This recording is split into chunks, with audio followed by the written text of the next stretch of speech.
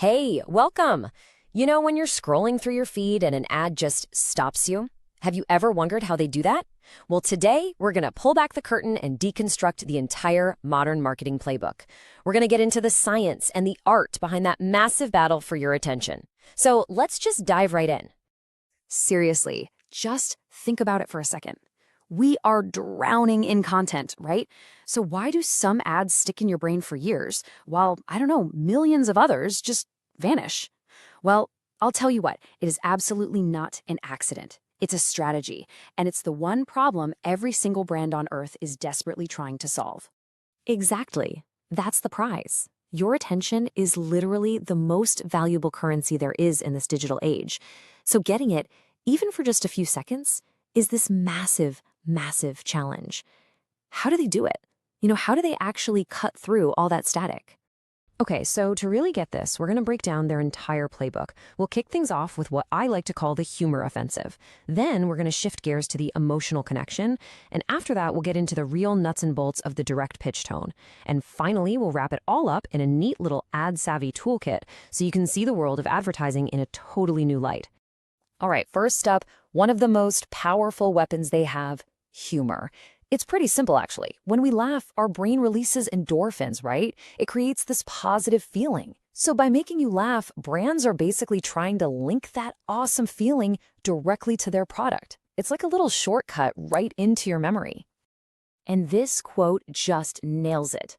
This is from a review of Geico's Unskippable Ad series. I mean, they took the one thing we all hate, that forced pre-roll ad you can't skip, and they turned it into the actual punchline of the joke. The result? A huge award and a permanent home in our brains. It's just brilliant. And look, Geico is not a one-trick pony. They have a whole playbook. You've got the charming gecko, who's basically a celebrity now. You've got the cavemen, the genius, meta, unskippable ads. They even tapped into 90s nostalgia with that Tag Team's Scoop There It Is commercial.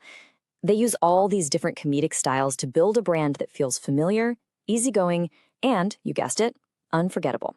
But making you laugh isn't the only way to build a connection. Let's pivot to a totally different strategy. While a brand like Geico is basically shouting to make you laugh, a brand like Apple, well, they whisper to earn your trust. It's such a great contrast. Two completely different roads that lead to the exact same destination, making a lasting impression on you.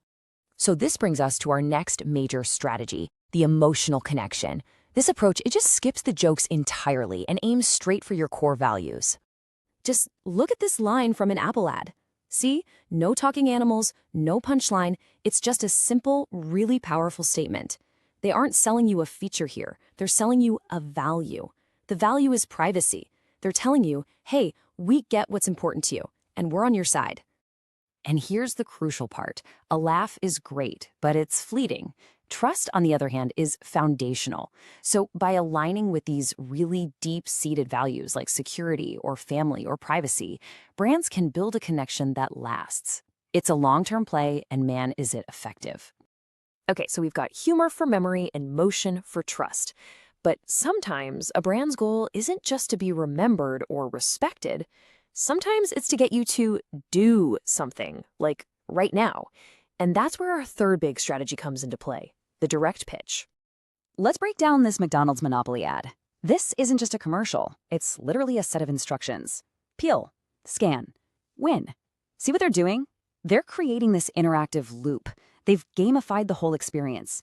The goal is super specific. Get you to download their app and keep you coming back for more. It's all about driving immediate action. But the direct pitch isn't just for fast food games. No way. It is a global strategy. Take this example from an ad for web development services in India. It's not about playing a game. It's about making a direct, valuable promise to a business owner. So this phrase is a classic call to action, or what marketers call a CTA. It translates to, let's take your business one step forward. It's simple, it's totally focused on the benefit for you, and it ends with this clear invitation to act. That's the heart of the direct pitch. Tell people exactly what to do and exactly why they should do it. And trust me, once you know what to look for, you will see this strategy everywhere. It's in those corporate videos with a spokesperson talking right to the camera. It's in client testimonials, product explainers, recruitment ads, even those serious ads for financial services. This is the workhorse of advertising, for sure. Whew. Okay, so we've covered a lot of ground.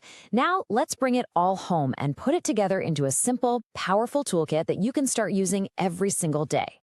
This right here brings it all together. You can think of it as 4 primary plays in the marketing playbook. You've got humor, the Jaico special, all about making a brand memorable. Then you've got the appeal to values, championed by Apple, designed to build that deep sense of trust. Then there's interaction, like the McDonald's game, built to drive engagement and action. And finally, the direct call to action, which is just laser focused on getting you to respond immediately. And that's really the bottom line here. The ads you see, they're not just random noise. They are incredibly strategic pieces of communication. Every single one is carefully crafted with a specific goal in mind, whether that's to make you laugh, earn your trust, or just get you to click that button. So the next time you're scrolling or watching something and an ad pops up, you'll have the tools to see what's really going on behind the scenes. You'll see the strategy. So the real question is, now that you know the playbook, what are you going to see differently?